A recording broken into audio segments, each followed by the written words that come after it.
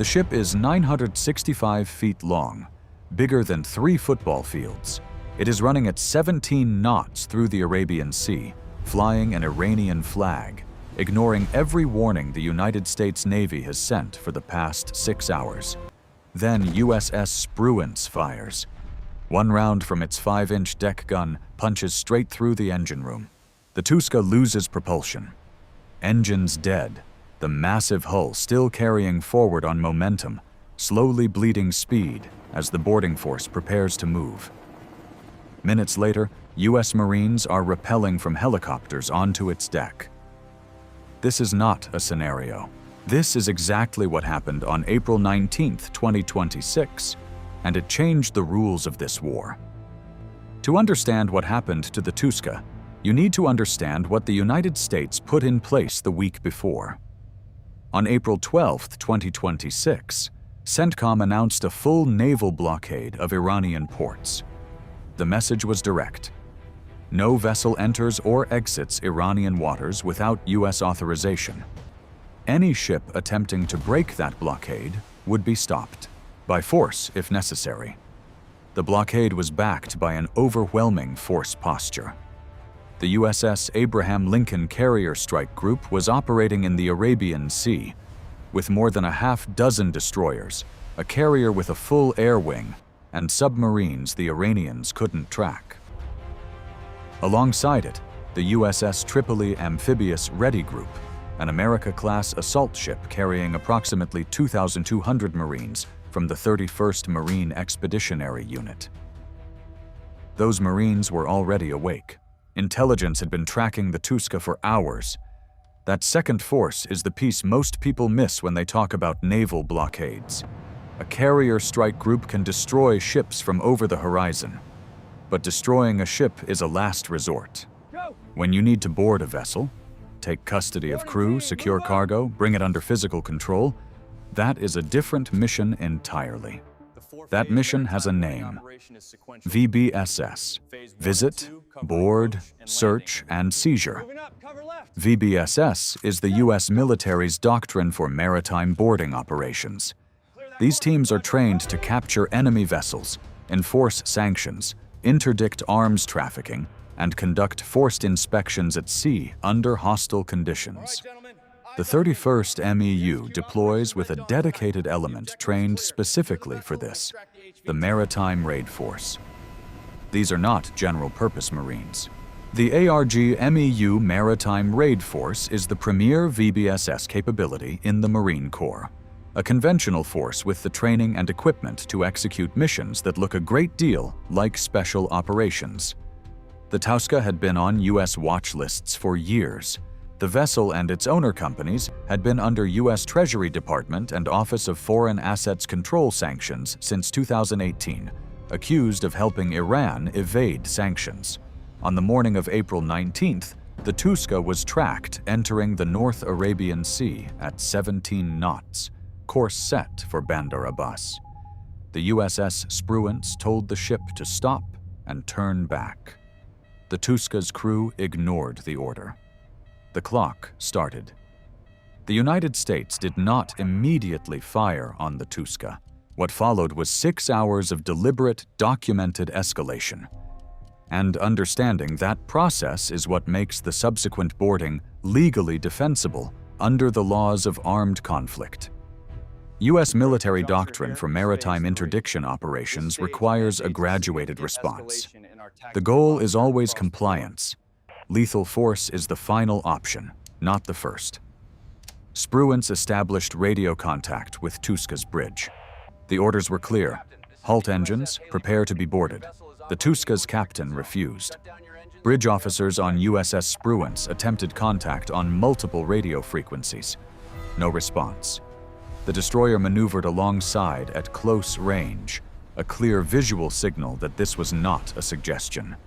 Still no compliance. The Touska did not reduce speed.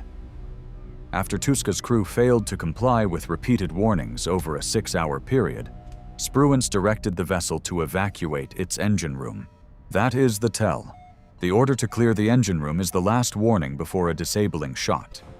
It means we are about to put a round through your propulsion, and we are giving you the chance to get your people out of the way first. A container ship is not a building. It is a maze of steel corridors between stacked cargo boxes, below-deck passageways with minimal lighting, machinery spaces, and crew quarters spread across multiple decks. Every compartment is a potential threat until it is cleared. The Maritime Raid Force trains specifically for this environment, because CQB on a moving vessel at sea is a different discipline from anything done on land. The 31st MEU had rehearsed this exact scenario.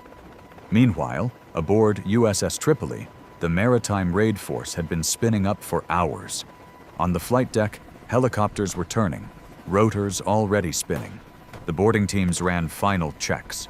Rifles zeroed, night optics locked, fast rope rigging inspected, breaching charges staged. Everything they would need to take a 965-foot ship by force. The plan was helicopter VBSS, an airborne insertion directly onto the deck. Fast roping from above is faster, cleaner, and harder to counter than a ladder approach from small boats. In the early hours of April 19th, Spruance fired. Subscribe to Operation Fury. New operations deploy every week. Don't miss what's coming. The USS Spruance's 5-inch Mark 45 deck gun fires up to 20 rounds per minute, designed for use against ships, aircraft, and land targets. At close range, against an unarmored merchant vessel's engine room, a single round is enough. The shell hit the Touska's machinery space. Propulsion failed. The massive hull began bleeding speed across the dark water. The helicopters launched from USS Tripoli and banked toward the stricken ship. The flight time was minutes. The first element hit the deck aft, near the stern, farthest from the bridge, where the crew would be concentrated. 2 Marines posted rear security immediately. The remaining elements moved forward in 2-man teams, radioing positions back to the assault team leader, clearing compartment by compartment from stern to bridge. The engine room was already abandoned. The order to clear it before the disabling shot had been followed. The crew had moved to upper decks, which removed the risk of serious casualties during the boarding. The Touska measures 294 meters, nearly the length of the USS Abraham Lincoln. Clearing a structure that size takes time and precision. The bridge had been secured. The captain and deck officers placed under control, the ship's navigation systems now in American hands. The first phase was complete. But what the Marines had just taken physical custody of was not simply a disabled vessel. It was a sanctioned ship that had spent 6 hours trying to run a wartime blockade, operated by a network the US Treasury had flagged for nearly a decade. What was inside it was the only question that mattered now. With the bridge secured, the operation entered its most consequential phase, one that would not be decided by firepower, but by what was found inside those containers. The Touska's crew was mustered on the main deck under guard, detained without resistance, flex-cuffed, processed, separated from one another, standard procedure to prevent coordinated deception during interrogation. The cargo exploitation phase is methodical by design. Counterintelligence personnel move with the boarding teams. Container seals are photographed before they are broken, because in any subsequent legal or diplomatic proceeding, chain of custody matters as much as the contraband itself. Manifests seized from the bridge are cross-referenced against what is physically present. Discrepancies are flagged. Every finding is documented in sequence before the next compartment is opened. This is the part of the operation the CENTCOM video does not show. The grainy footage of Marines rappelling onto the deck. That was released within hours. What they found below deck has not been released at all. The Touska's sanctions designation was not random. It came from years of intelligence linking its operator network to Iran's sanctions evasion pipeline. What specifically was on board this ship, the United States has not said. That silence, in itself, tells you something. President Trump posted on Truth Social that American troops were, in his exact words, "seeing what's on board." Nothing else. No details, no cargo description, no indication of what the inspection was finding. That silence was deliberate, and that silence was loud. In military intelligence operations, you do not announce findings before they are cataloged. You do not hand Iran, or anyone else, advance notice of what you know or what you found. The public statement from CENTCOM was similarly stripped of detail. What the Touska was actually carrying remained undisclosed in the hours after the seizure. That ambiguity was a choice, not an oversight. And while the Marines worked compartment by compartment in the dark, Tehran was making its own choice. Iran's government labeled the seizure an act of piracy. Then its foreign ministry announced Iran would not be sending its negotiators to the scheduled peace talks in Islamabad, talks that the vice president, the special envoy, and the president's son-in-law were already en route to attend. That decision belonged to Tehran. The United States had enforced a legal blockade against a sanctioned vessel that had ignored 6 hours of warnings. Iran's response was to walk away from the negotiating table and to use the enforcement of that blockade as the justification. Iran's military command issued retaliation threats. Its National Security Council declared that Tehran would maintain control over Strait of Hormuz traffic until the war is definitively ended. The peace talks in Islamabad collapsed before they began, not because America fired on a ship, but because Iran chose confrontation over the table. The Marines on the Touska's deck did not know any of this. They were still working, container by container, while Tehran made the decisions that would shape the next phase of the war. That is the weight of this operation that never appears in the footage. A boarding team executing a textbook VBSS at sea, while simultaneously, without knowing it, watching Iran reveal exactly how it intended to fight back. Not with ships, not with a navy it doesn't have. With diplomacy as a weapon, walked away from on cue the moment it became inconvenient. The Touska had been stopped. Its cargo was being examined. Its crew was in custody. And Iran had just shown its hand. Which branch do you think should lead future maritime seizure operations? Marines or SEALs? Drop it in the comments. We read every one. By the time dawn broke over the Arabian Sea, the Touska was under tow, disabled, fully boarded, moving toward a holding position outside Iranian territorial waters under U.S. custody. No American casualties. The Touska's crew detained without incident, the vessel intact, its cargo secured for inspection. The operational result was clean. The strategic consequences were still unfolding. Before April 19th, Iran and its allies were publicly dismissing the U.S. naval blockade as posturing, a line on a map that wouldn't hold against a determined merchant fleet. The Touska settled that argument. The United States made good on its explicit threat to board and seize any vessel defying the blockade on a 965-foot ship in darkness with no casualties and no hesitation. Every ship operator in the Arabian Sea, the Persian Gulf, and the Gulf of Oman received the same message simultaneously. The blockade is real.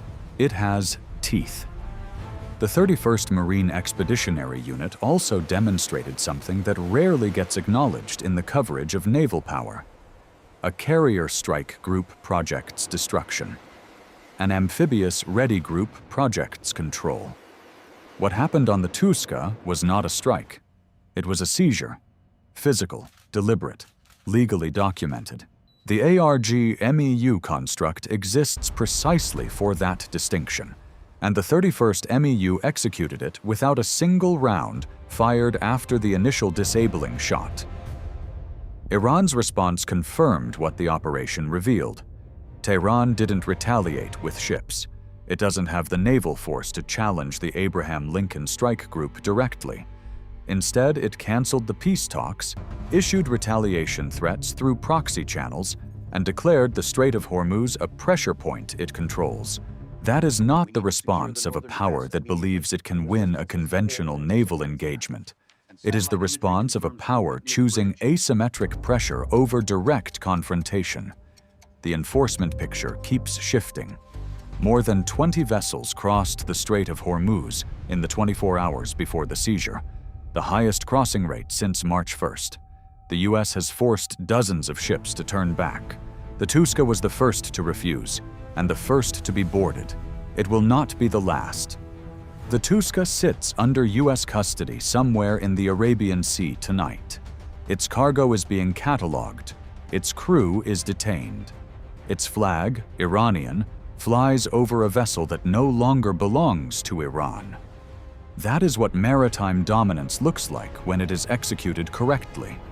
Not a carrier launching strikes from 500 miles away, a boarding team on a rope, in the dark, on a moving deck, taking physical control of a vessel that believed it was untouchable. The 31st Marine Expeditionary Unit did in one night what Iran's entire fleet could not prevent. But Iran promised retaliation. And Iran has assets, fast boats, shore-based missiles, proxy forces across the Gulf that don't require a navy to deploy. The question is not whether Iran will respond. It is where and how fast. That operation is coming next. Subscribe to Operation Fury and hit the bell. You don't want to be offline when Iran makes its move. See you on the next operation.